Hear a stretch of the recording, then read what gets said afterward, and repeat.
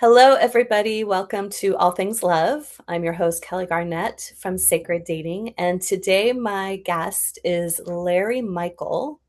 He is also known as the Love Shepherd, which I have to find out more the details behind that. He is the founder of the Institute of Genetic Energetics, Master ERP, Relationship Restoration, Coach, Speaker, Producer, and Author. Ooh, that's an amazing list. Hi, Larry. Hello. Thank you so It's much. nice to be here. I'm so happy you are. So, how did you get the Love Shepherd? Where did that come from? Because that's amazing. It probably started when I was 14, but the actual term or the AKA that was given to me, I got it Burning Man. Oh, So really? so it was a Burning Man designation that I went, I like it. I think I'm going to keep it. And many people knew what I've been doing for years and years, and for the last at least 25 years working with primarily singles for a couple decades, and now I'm working mostly with couples. But the all of that has been supported by the foundation of genetic energetics, which is the primary science underneath everything that I do, and really a lot of the philosophy and the teachings and the rememberings that I bring to the surface. So. Wow, that's amazing. I love that. So, I love to open up with the question, what do most people get wrong when it comes to love? How did they try and define it? I Mhm. mean, it really comes down to that. Love is not something I don't believe, and all my research and all my experience is that it's not a circumstance, it's not a behavior, it's not a label of some sort. It really is just one single very important thing. It's our life force. Mm, Is truly what I mean. If you wonder why this heart keeps beating, there's a divine reason behind it, and to me, and that's it's our life force. So every breath we take, Kelly, is an expression of the love within us. mm, We're never without it. I mean, hear these words: we're never without love, and we're not broken. Right? And so we may have times when it feels like we're very broken, or times when it feels like I just don't have any connection to myself. And so there's that almost like that need of reconnecting. And of course, the easiest way to do that is take a big breath and go, I'm alive, I'm here. mm. And it really settles everything, and it gives us an opportunity to then take this word love, which is really a very recent word. It's 5,000 years old, in the grand scheme of things, when you consider how long humans have been around. Yeah. That's very recent, right? Yeah. And it showed up and of all places, the Bible. And from the Right. very beginning, it was love of the Father. So it's been leveraged against behaviors from the very beginning of its existence. And the biggest mistake we make with love is we leverage it against behaviors Mm, versus calling out the behaviors and the circumstances and the things that are important to us and identifying what we really treasure, which could be care, concern, deep understanding, the ability to reflect onto another person. All of these kind of descriptors, which tell us really what behaviors we need, right? Or desire, which are far more valuable for us to communicate with than just saying, I just need love in my life, or you don't love me, or prove to me that you love me, or you don't mm, tell me you love me. All these mhm, different things were this word, which, and I'm not telling people you have to dismiss it and get rid of it. But really, to get to the deeper desires that we have, we need to bypass the word love mm. and go right for the characteristics and the things that are important to us. So the love languages, it's very Yeah. popular, right? Yeah. They're really not about love at all. It's a very catchy name for it to call them Right. the love languages. It was a great name for it. But the five love languages aren't about love. They're about circumstances and behaviors, Mm. right? Yeah, it's so true. Yeah, I mean, and they're brilliant in that respect. Because if we know that, I feel that connection, I'm going to leave out the word love for a few moments, right? I feel that deep connection. I feel so connected to you. I, I sense that this relationship is important. I have this huge ability to believe that you'll be there for me because of what you reliably do all the time, right? And then if it on any day, at any time, all of a sudden that behavior is not there, I don't say, well, do you not love me anymore? I'll just go, what happened to the really sweet, kind Kelly that is always asking me, questioning me and having me be more curious about what's going on around me? Because Mm, that's the piece that makes me feel so connected, right? mhm, That's mhm, why I desire you so much. That's why I adore you so much, right? All of these different things. That kind of conversation is so massively valuable. mm, And so I'm not trying to underscore love. I'm just saying, no, it's our life force. And now communicate in a way that really provides for both you and those people you connect with the knowledge, the understanding, the information, the way to connect deeply with those people we care about. mm. Let's not summarize it, right? That's beautiful. It seems like the love languages, therefore, then would be more of an expression of loving, but not the whole, it's not encompassing the whole Well, no, awareness. does anything accomplish, encompass the whole, you know, I our, think so. our psyche, maybe our sense of who we are, our soul, if you will, Yeah. super Yeah. soul could encompass the whole, whatever that might be. Yeah. Um, but I mean, I'm a little careful with how we summarize things because what I'm interested in is how we as human beings can connect deeply. And we cut off our ability to connect deeply by lacking inquiry, by judging and concluding, by labeling, by getting ourselves caught up too much with definitions, from attraction theory and attachment theories to all these different things that, or the names that we give people, the labels we give people, all of those get in the way of us truly connecting and get in the way of us fully seeing what's potentially possible in front of every one of us in any given moment in time. What did you mean by the labels we give people? Oh, well, let's see. What's a popular one? Narcissist.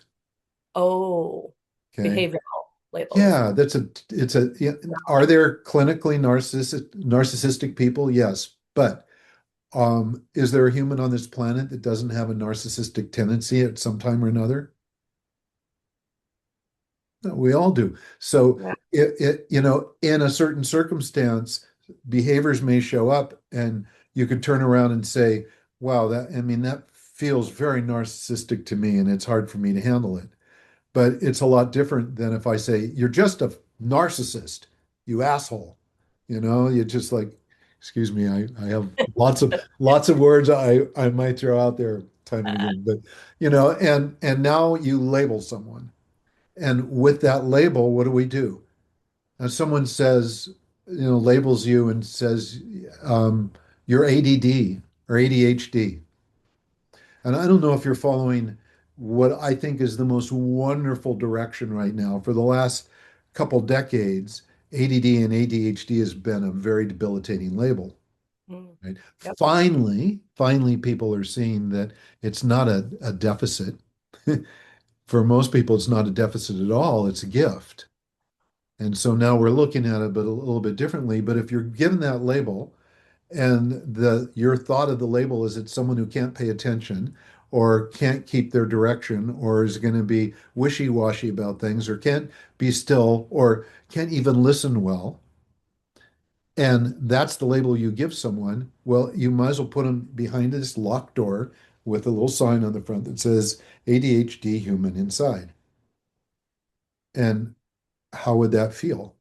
Well, are you going to go in there if you think you're going to get behaviors you don't want? No. Is the person in there going to feel like they're seen? No. is there a possibility that that person in there is a lot more than just this crazy label you gave them? Absolutely, right? And is it possible that you could discover something about this person that is far more amazing than what you thought if you took the label away? The answer is absolutely yes. So labels are devastating. They really are. And if we can move away from them and step in the world of inquiry, then we're in a much better shape. It's why I wrote the book Lasting, Mm, which is really there are 11 illuminations in the first part of that book, and the very first one is curiosity. yeah, I You was know, looking at that. It's really great. thank you. And Kelly, what the most important thing that we can do as humans is be curious. And the crazy thing is that we don't have to practice that one. It's part of our divine origins. You hear a lot of people talk about remembering these days. Well, let's remember all the way back to our divine beginnings Mm, as humans or as in this body. When we were born, what's the first thing we did? We were curious. We're looking for how to survive. Sustenance is what we want, but right. we don't go into judgment or conclusion until someone teaches it to us, Mm, right? yeah. Yep. And it can happen very quickly, sadly. But when it does happen, all of a sudden we trade this wonderful childlike mind, this beginner's mind, for something that is trying to figure out what something should be and decide what category to put them in instantly so that we can navigate life better. But it's a trick. It's the better part is the mistake. We might be able to navigate life in a way that we think is more conducive to us in that moment, but at what cost? And if the cost is our ability to discover about people and find out who and what they really are, that's a huge cost. That Mm, means our ability to connect has been limited. And it's the greatest of all human needs is connection. Like it's just so yeah, it really is. yeah. So why would we want to do anything that's going to take what could be a even a 75% connection and make it 5% or 10% or Mm, zero or limit it in any way? Most of our life, in fact, in the world today, we're reacting to what's going on to us almost as if someone has a gun to our head. mm, And the reality is we don't have that. That's not happening. This is a safer, more sane world than ever existed in the history of mankind. wow. I mean, if you think about it, look at the number of people. Go back into as far back as you want and look at wars, look at diseases, look at how long it took to get information. I mean, we are so far advanced from where we were. Yeah, that's true. This is a marvelous place. And is it complicated? Oh, yeah, for sure it is, right? So we have a choice. We can suffer through that complication or we don't suffer. Two states. One is healthy, one's not. Suffering's not good, right? And the other is we're not suffering. We're happy, we're content, we're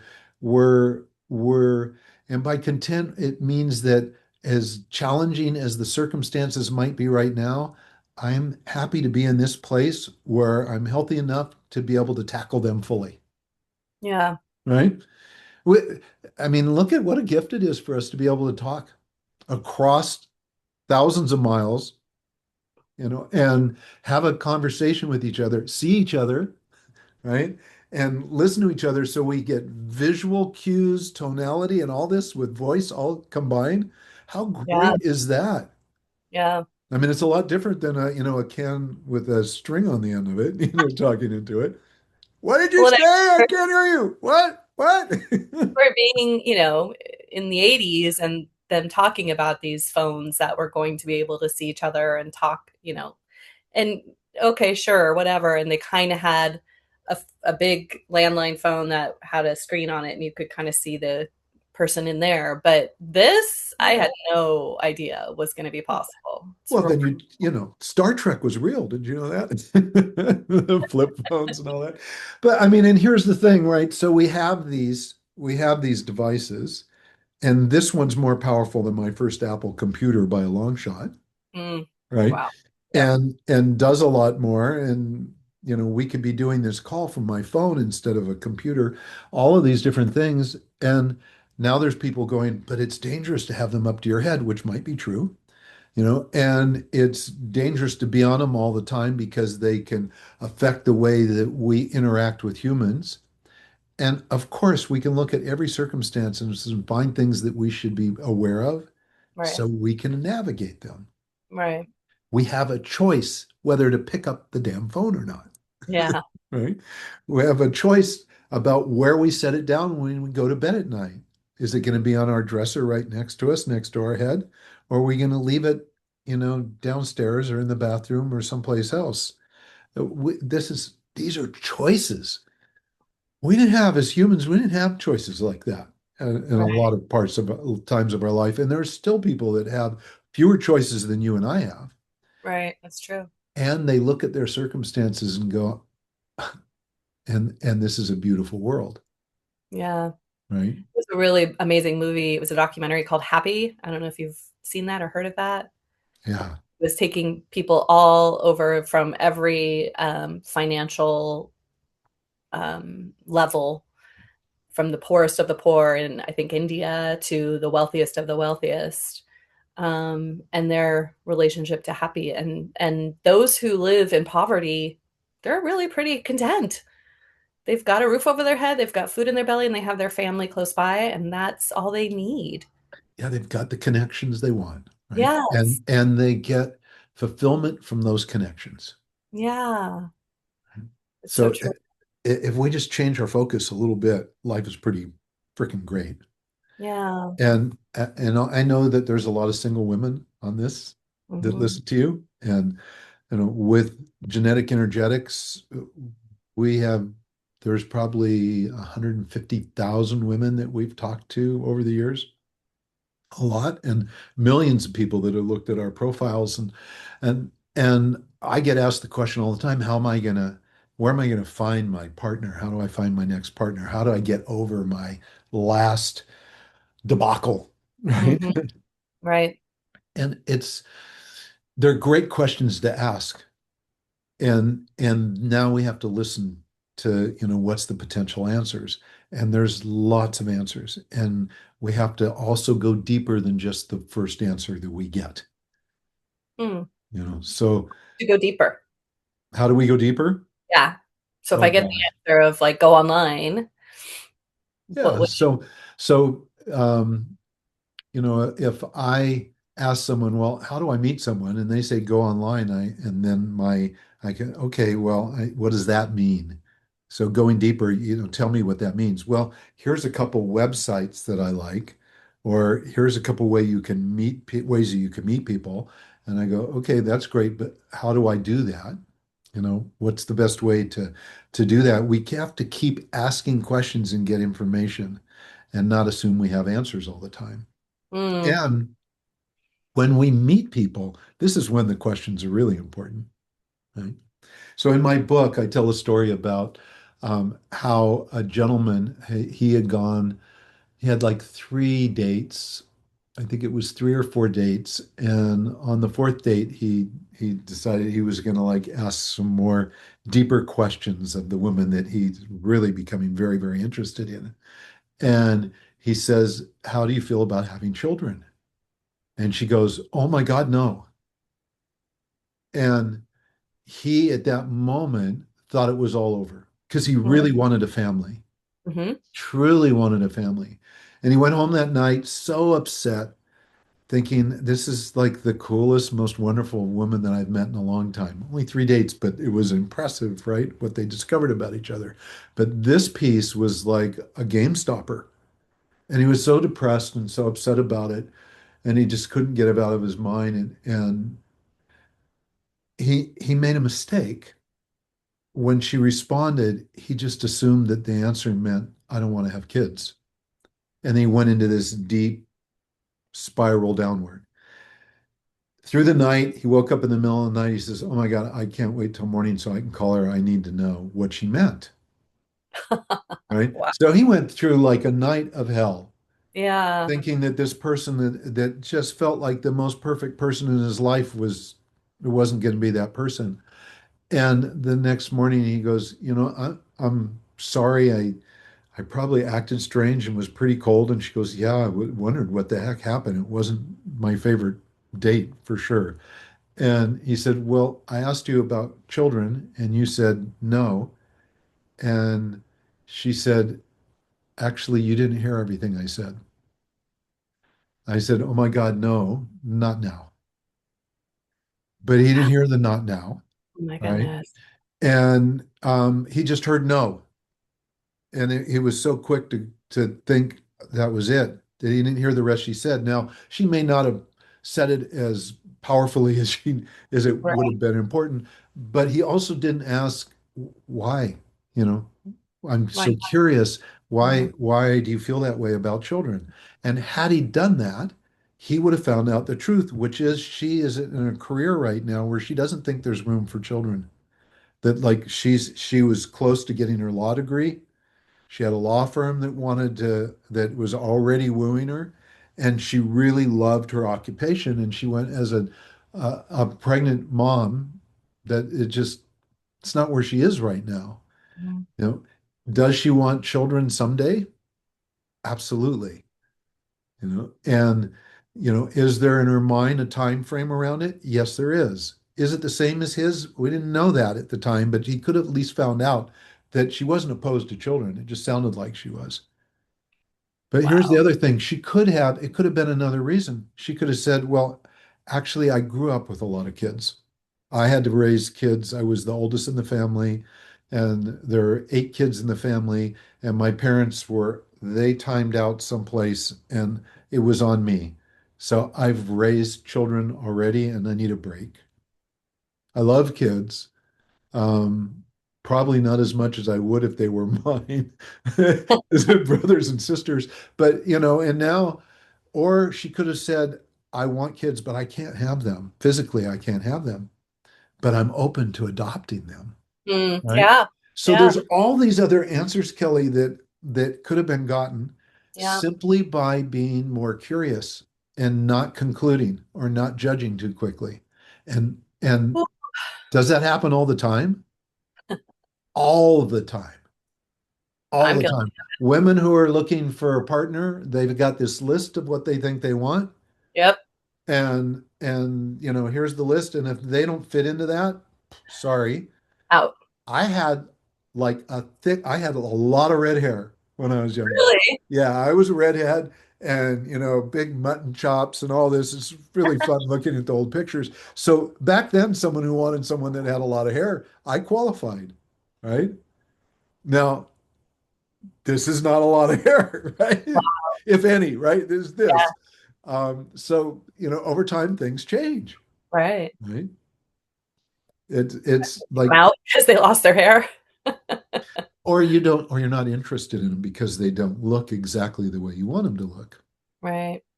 Now, I do believe that it's very real and it's very true that in our relationships, we actually look for 3 things, or we need to look for 3 things. I call Okay. it, I basically use the analogy of a three-legged stool. Okay. Okay. And so if you have a three-legged stool, one leg is going to be physical attributes. It's just true. Male, female, we look at people and we kind of go, "Oh, I like this." And, or he's too tall or he's too short, or he's too wide or he's too thin, whatever that might be. And there may be all kinds of reason about it. Well, I like to spoon in bed, and if the person is a foot and a half taller than me, I don't even know how to do that, right? They've got all this stuff going on in their head. But those are Right. fair. They're real. So the one leg is physical attributes. Yeah. And physical attributes could also be logistics. Like how many people are doing long distance relationships? Hmm. Well, if you want to have a family, a long distance relationship is not going to work, Yeah. It's gonna be right? hard. Just doesn't. At some point, it might again, but for the most part, no. So now we have physical logistics. So that's one leg. The other leg is who the person is. And who the person is like, what do you believe? What do you learn? What do you desire in your life? What are your values? What do you care about? What scares the poop out of you? You know? How much variety do you want in life, and as opposed to how much certainty do you need? Certainty Mm. and variety are big issues in relationships, right? Yeah. So identifying and religious beliefs and followings, how do you want to raise children?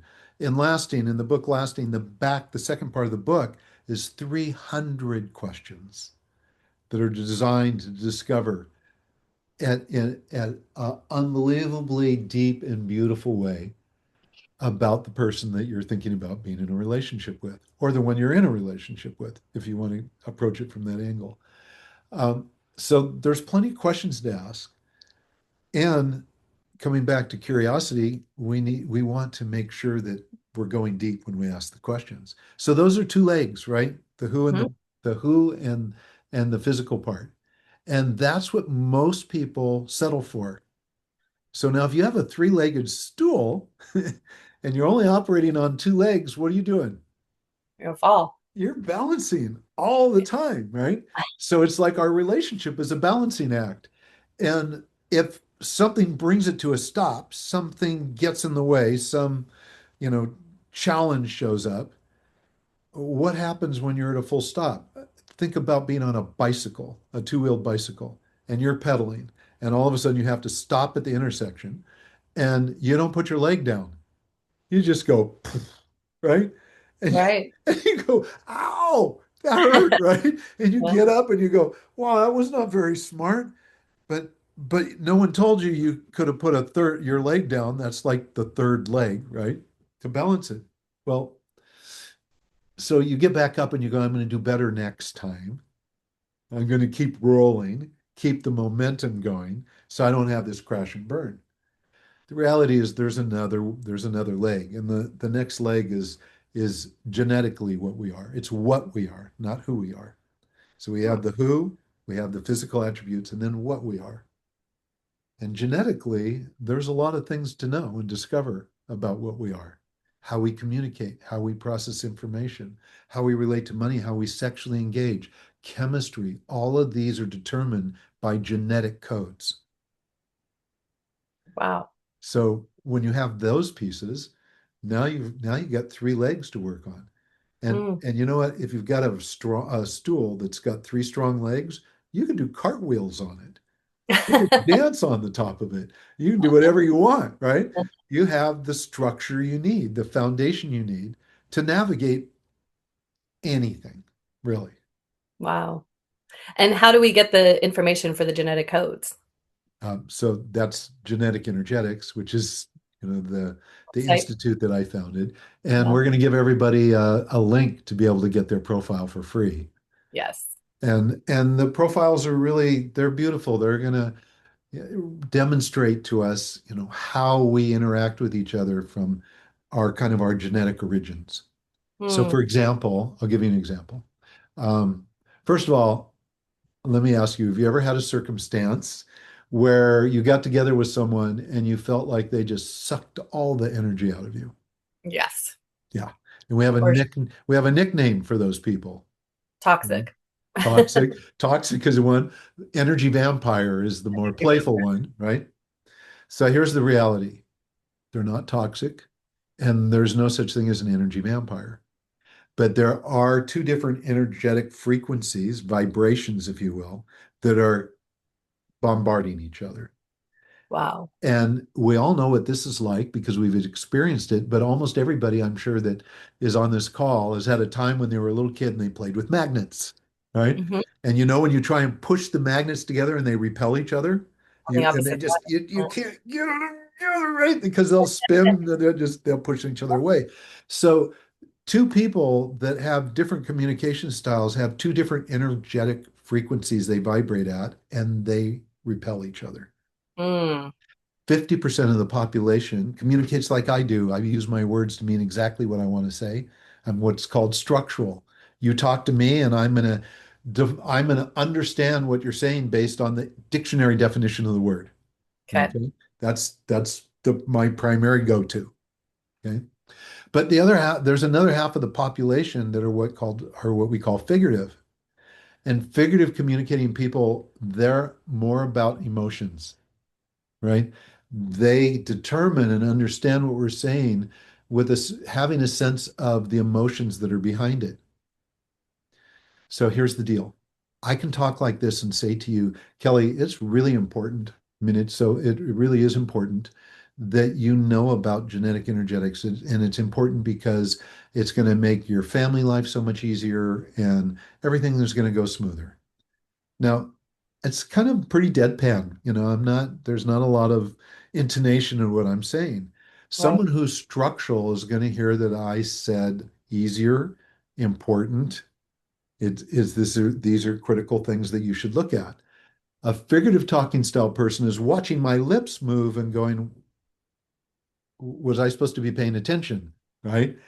But if I go, Kelly, this is so important. Like you can't go without. It's so important that you know about this. And it will make your life so much easier. Now, a figurative person hearing me now is going, why didn't you say that in the first place? Right? I'm going, I did say that. I'm sure I said that, but we don't connect as easily. And so what's happening is we're speaking two different languages. We Yeah. think it's English. We're all Right. speaking English to each other, but it's to really like one's German and one's French, and the German person has doesn't speak a lick of French, and the French speaking person doesn't speak a lick of German, right? And they're trying to understand each other, and they're using just their words. So how do you help couples navigate that, for example? Well, the easiest thing, the beginning is awareness, right? Just being aware of the difference. And awareness, that word, by the way, take it outside of genetic energetics, apply it to every other area of your life. The way to transition from being stuck someplace to being open and willing and able to discover and learn and even transition to something different begins with awareness, Mm, always, right? If we don't have awareness, we don't even have a problem. You hear two adults arguing like kids. They're really left, they're not adulting anymore. They're children, yeah. right? And they have no clue that they're just arguing away like they're a couple 4-year-olds, Yep. right? And if you can go, okay, stop for a second, and I just want to play back to you what you guys look like, and they'll be going, oh gosh, wow, I said that. Oh my God. And then they want to go back to acting like a kid again. No, no. What did you see? And that awareness piece is the beginning of now being able to make a transition, right? So with two different communication styles, one of my dearest friends on this planet, probably the closest woman to me in my life, it's like a soul sister to me, is figurative talking style. Mm, And she and I know really well that we speak two different languages, and we also know how to interpret each other. We've mm, been around each other. We've communicated with each other enough that if there's something we don't understand, we can ask a question. And if there's something that we don't need to hear, we can also say, too much information. I don't need mhm. all that. So, Yeah. as a structural talking style person, I'm like a bricklayer. I want to tell you something and it's really important to me that you understand all of it. So I'm like laying bricks in a wall, making sure that all the bricks are there so the wall doesn't collapse. Because if it collapses, it's like a miscommunication. Now, you, on the other hand, and I don't know what you are, what you're, I'm figurative. I just you am are realizing figuring. I'm Okay, talking, and my so boyfriend's structural. did you Where and are you talking from? did you run those profiles? Have you done Uh, that? Not his. I did mine. Yeah. Okay, so you're figurative, and you're going, I don't need all these words. I don't Yeah. need all this information. And here's another piece, like between the two of us, let's say we're traveling together, right? And both of us love architecture, and we're walking the streets of Oaxaca, and we stop in front of this beautiful church, and we're looking at the doors, and you go, amazing. That's magnificent. And I look at it and I go, it is. And look at how it's carved and look at the hardware on the doors and the way they placed all the windows. And you look over at me and go, What was wrong with magnificent, right? Because Yeah. your magnificent really said all of that. Yeah. You may have already looked at the whole thing and gone, and that's the only word you needed, right? Yeah. But I add all these details, and it can feel like a make wrong. Mm. Like I can't just have my Hmm. word, right? Yeah. Yeah. And the reality is you can, but knowing you're figurative now, and we stop and you do that, I may turn around and go, "How's that feel to you?" Oh, Right? Instead of me having to fill in the blanks with all the things that I see. Or you may go, "All right, tell me what you see in the door." Right? wow. Because now we know the difference. Right. And the chances are at that point, and this is what happens a lot, at least my interaction with my close figurative friends, is that I'll just go, I actually don't need to say all those things Mm. because I get that the value there is as huge for you as it is for me. And we don't need all the details to have the feelings and experience of it, right? Because just because I'm structured with my words doesn't mean I don't feel deeply inside. I do. I just Yes. don't, I'm feelings, expressing feelings, overly expressing feelings, or using my hands a lot and raising my voice and laughter, all the different things that I may do on this show because I want to make sure I can connect with everybody, but I might not do if I'm just sitting with my best friend who's structural. And we Wow. just lay back and have this conversation, and we never have any misunderstandings. Never. We can disagree about a ton of stuff, Yeah. but we don't have any misunderstandings. Where between the two communication styles, the chances for misunderstanding are huge. Mm. Wow. Now, step from that, and by the way, all this is happening, this conversation, we're looking at each other, we're watching each other. I can see your eyes, you can see mine. Mm. So there's so much more that we're getting here other than just words. What do people do mostly to communicate? They text, right? And text messaging, here's a statistic that is going to blow you away. There's a 96.5% chance that what you text someone else is going to be misunderstood. Oh, God. There's only a 3.5% chance that you're going to be understood. Would you leave your home if there was a 96.5% chance you were going to get hurt when you No. walked out the door No. or get on a freeway? Or No. Oh my God. no, Explain to me no, that, Larry. no. That's good. Like, no, But of course not. no, yeah. But we attempt to have important emotional conversations on our phone by texting. All I Or got to say is stop it. on the Don't dating do apps, it. they want to go from the app to the in-person meet. And I'm like, but you want to make sure that you see each other beforehand and make sure there is a good vibe and, there's an attraction and you can kind of sense the chemistry, but connection, as you're saying, like that's so important If I was before. running it, if I was running a dating service today, I would insist that anybody that came into my service had to be prepared to get on a Zoom call or a video chat call from the get-go, Wow. from the beginning, Ah, right? I mean, sure, where do you live? You get all that stuff taken care of, but once you see someone, the physical attribute thing, that's real, right? Once you get that, and now you get on a call. And boy, oh my God, all of the fake profiles out the door. yep. All of the bullshit crap that people Hamburgers. put up there out the Yep. door. Yep. And I'm not saying you got to get all dolled up and pretty, you know, No, but exactly. in fact, natural is sometimes way better than anything else. If I get on a call and someone's like dressed to the nines, and that's the only way I ever see them, it's like, can we talk when you just get out of bed in the morning, please? Right? I I want had a to friend I want to actually, see what you look like when you get up because yeah, you know friend did that on her profile. She put no makeup on in her pictures because she's like, they're going to see fabulous. me without this more often than they're going to see me with the makeup on. Yeah, And I need to make great. sure they're going to be attracted to me then, Yeah. because if you're not, then next. So I love Yeah. that you're saying that. It's so important. And how great would that be? Take all this swipe left, swipe right, and turn it into an actual real-time experience. Yeah. Oh, wow. It's like we used to when we were kids. We had to communicate, right? We actually had to have a conversation with someone. We Hmm. had that moment of not knowing what to say. It's easy. This is an easy one. Just be curious, Yeah.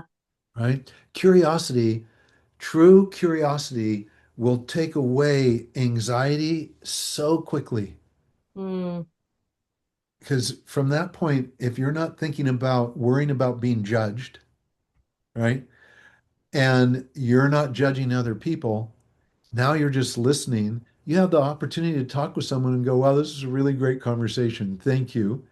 And I'm going to be honest. I don't think we're a great match. Yeah. And if you'd like to know why, I'm happy to tell you, but it's just, that's my sense right now. Yeah. And Exactly. you And then you know, don't and waste time getting all dolled up and going yeah, driving an hour away or whatever and spending yeah, hours together. And then yeah, you realize right out of the gates, half hour, yeah. oh, this was And you real have nice. a couple of these calls, by the way, and you get better at asking questions, Yeah. Yeah. Yeah. right? Yeah. Yeah. And you also discover how your jumping to conclusions has gotten in the way of what you really needed to find out, Mm. right? Yep. So there's people, now chemistry, we all know what chemistry is, right? Chemistry looks like this. Ah, Oh my gosh, I need those oh, glasses. oh my God. I can't think of anybody else but you. I can feel you. It's just in my, oh my God. I can't believe we just met. And and I've known it from the first 5 seconds that we've been together. Oh my goodness. Okay. That was That's so real. Mhm. Chemistry happens, right? Because it is six neurotransmitters that all get elevated all at one time. I mean, it's called chemistry for good reason. It's physical chemistry. You have chemistry. testosterone, oxytocin, norepinephrine, PEA, all of these things. There's six of them, and they get all elevated. And when it shows up, it feels amazing. And when you're Amazing. wearing these glasses, you don't see any issues at all, right? It's That's why they like, call it the honeymoon phase at the beginning. yeah, All yeah. the hormones are coursing through your body. So here's the interesting thing. The chemistry phase can last forever. It Wow. doesn't have an end life. Now, early science, like when chemistry.com was created Mm, and Helen Fisher did all the science around it, she said chemistry ended at 2 years. She didn't have all the details then that exist today. mm. And there's more information now to know that that's not entirely accurate. It looked that way because the research was showing that at about the 2 year mark, somewhere between a year and 3 years, but the mean was about 2 years. That's when most relationships kind of fell apart unless they were not really strong. Chemistry seemed to go away. So you want to know what's really happening with chemistry? What? Okay. What? There's a neuropeptide called substance P that was actually discovered in the 30s, late 30s, mid 30s. I'm not sure the exact date. And it's a neuropeptide that deals with pain. It helps regulate you so that when something happens, you break a leg, something physically happens to you, you don't go wacky doodle in pain Mm, with pain. mhm. Painkillers are going to help, but the body wants to take care of a lot of things as well. Yeah. When this neuropeptide gets activated, guess what it does? It takes off the rose-colored glasses, and the six neurotransmitters that are related to chemistry all go a different direction. They Wow. level out, Okay. right? And so what felt like this massive desire, this wonderful, need to want to connect and just this commitment and wanting to share this relationship with my community, all the things that happen with chemistry, right? All the wonderful things. It's just gone. And you sit there and go, well, what happened? Well, if you have a broken arm, you're taking care of your arm. When it heals, when that physical pain's gone, guess what comes back? The chemistry. It'll come right back. So Mm, for years, substance P was really looked at as pain related, physical pain related. And about 3 years ago, I started looking for research that was showing where things like oxytocin and dopamine were being affected by substance P. And it turns out that just almost every one of these neurotransmitters is impacted. So, what does that mean? That means that at the 2 year mark, you've had just about enough shit with your partner. This is challenging. The challenges are more than I want to deal with. We're not getting anywhere. Or you told me you were going to quit smoking 2 years ago and you still haven't. And I hate cigarette smoke. It's in all my clothing. I just can't do it anymore. That's stress and pain and discomfort. It's not physical pain like a broken arm, right. but emotional pain has the same impact. Mm, So if you're in a relationship and you're in a committed relationship and all of a sudden you're going, I don't know what happened to the chemistry. It just seems to be gone. Well, what's going on in your life? And it could be you're so stressed out at work there's no way chemistry has even a chance between you mm, and your partner. right. Or you're fighting over the kids, or the kids are, it could be so many different things, Kelly, but that are causing this wonderful chemistry that you knew so well and experienced with your partner not to be showing up. Or you have just got a whole bunch of stories you're telling about what your partner is really good at and what they're really not good at, and the things that they're not good at are what you're counting. And you've got a whole, you got But, this list of yeah. all the things you don't like, and there's no chance. Now, in comes a relationship coach and goes, okay, what's really happening here? And you discover you guys aren't miscommunicating because one doesn't listen to the other. I mean, you actually listen harder than most people, but you don't realize that you're speaking two different languages. Uh-huh. So it's like, I hear the German. I really hear the German. I still don't understand what you're saying, right? But I hear you, right? So, and now someone shows you how you can interpret the two different communication styles, and you go, oh, oh, wow. Okay. So all this time when I thought that he never said he loved me, it's that word, he was every time he was doing this and saying this and saying this and saying this, that was saying, I love you. I had no idea. Mm, And I've literally had couples sitting in my office, opposite sides of a sofa, one saying, I tell her all the time how much she means to me. And I tell her I give her all of these things. And I'll turn to her and I go, what did you hear? She says, well, I heard this and this and this. But I still don't hear him say he loves me. And I turned back to him and I said, so all of those things you just described, he says, what if yes, that's love, but it seemed like such an inconsequential thing compared to how much I adore her, right? Or I right. worship her, or Yeah. whatever the case may be. And Yeah. she's going, so all this time, and it's like, and it could be years Mm, that they think they're never being told those things. hmm. And then it floods back in, and hopefully it's not too late, right? And then the chemistry is reactivated. Chemistry is reactivated, all kinds of things are reactivated. A Yeah. sense that this relationship is not at its end, this relationship has had a hiccup, or this relationship has been operating with a misunderstanding about what's really going on. Hmm. So I just talked about communication style, and there's lots of elements around that. There's Right. also what we call activity level, which is the speed that people process information, Yeah. right? And how they talk and how they communicate.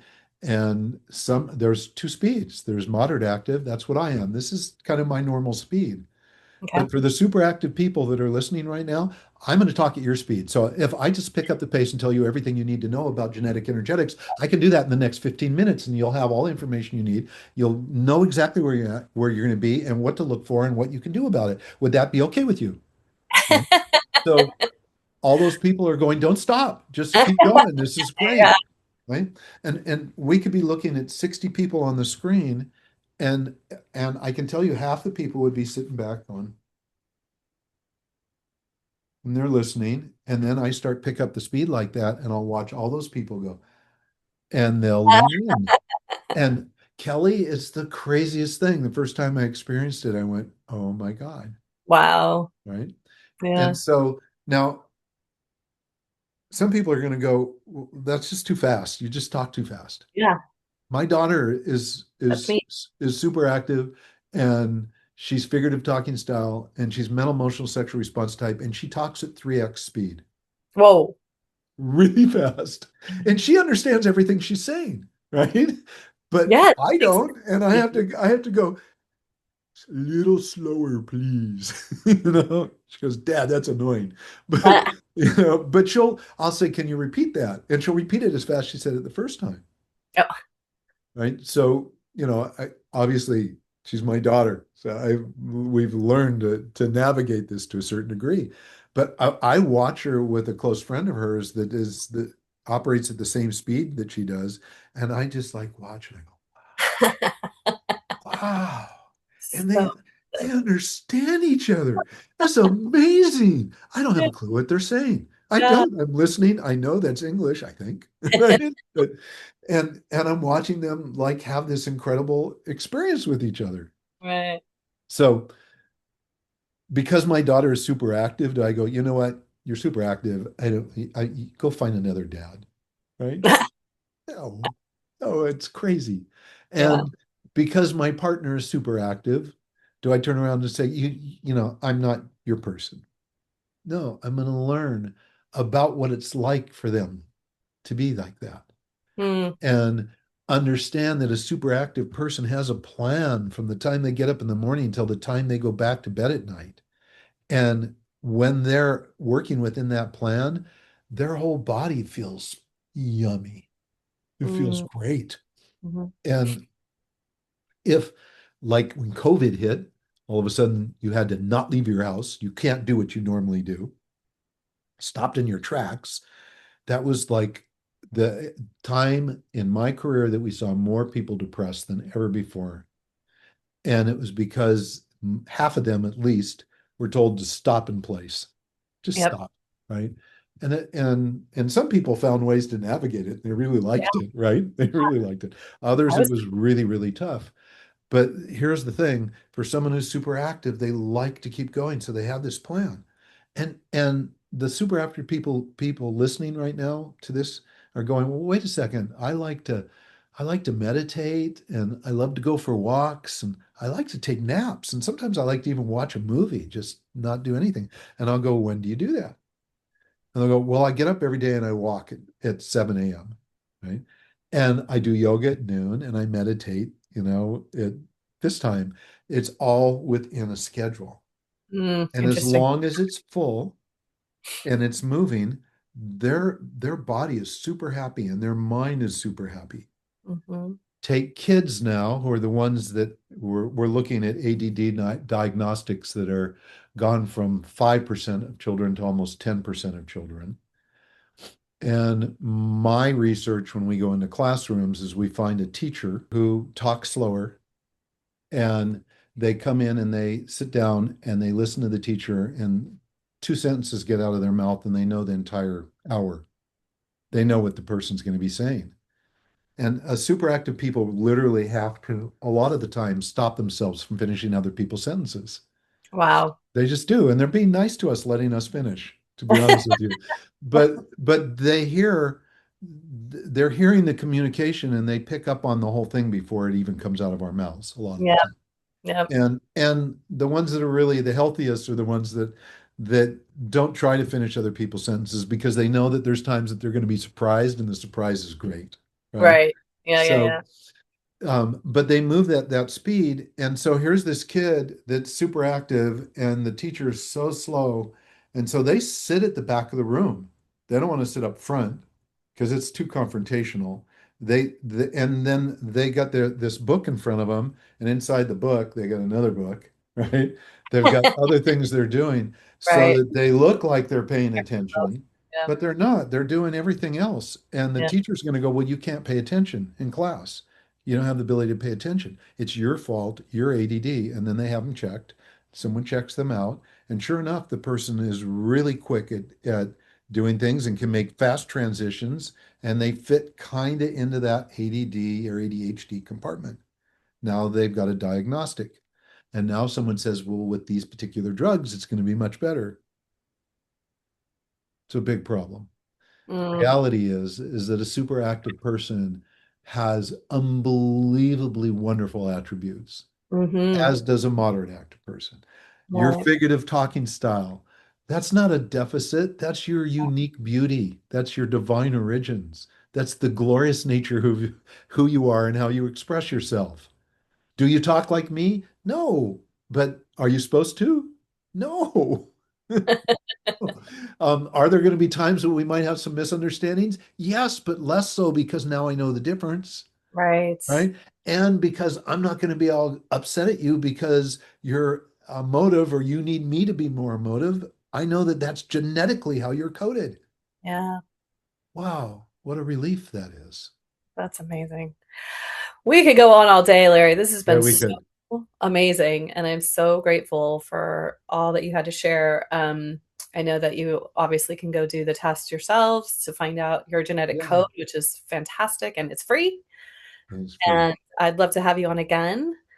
Before we close, though, I'd love to know what love has taught you about yourself. Oh. Well, Kelly, as soon as I realized what love really is, by my definition, which is our life force, um, I became a lot happier almost instantly. Mm, And I could look at things and instead of feel like I was damaged or go into this place of deep sorrow or suffering, I could look at it and go, what's really going on? So now this is the awareness piece. Like, why do I really feel this way? What do I have to believe to feel this way? So what love has taught me is to go deeper, to to not stay on the surface, to as much as possible not judge or conclude, but instead be curious. mm, And I have a line that I use all the time. It's my favorite personal quote, which is, "We have to stop looking for proof and instead allow ourselves to be surprised by the truth." I Right. love that. That's And I spent most of my life looking for proof. yeah. I didn't grow up in a family where there was a lot of love. So, in fact, I didn't even hear my dad say, I love you until I was 40 years old.